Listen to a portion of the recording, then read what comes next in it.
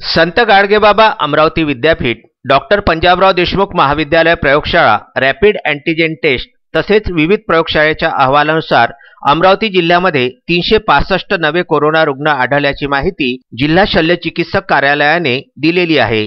त्यानुसार अद्यापपर्यंत एकूण रुग्णांची संख्या 45,760 एवढी झालेली आहे।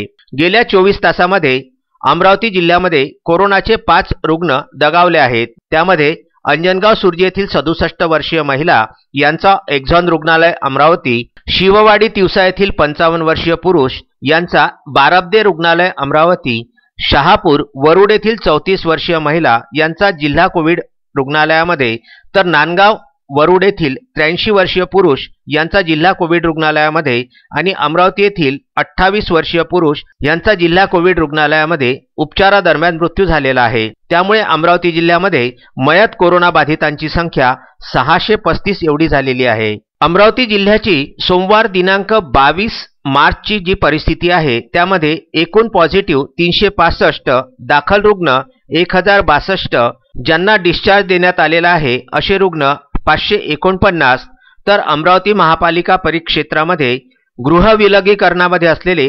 1444 आणि ग्रामीणमध्ये गृहविलगीकरणामध्ये असलेले 1670, एकूण मृतांची संख्या 5, ॲक्टिव्ह रुग्णांची संख्या 4176, रिकव्हरी रेट 89.49, तर अमरावतीचा डेथ रेशो हा 1.39 एवढे आहेत। आतापर्यंत एकूण तपासण्यात आलेल्या नमुन्यांची संख्या 2,89,086 इतकी झालेली आहे। Vidarbha news bureau, Amravati.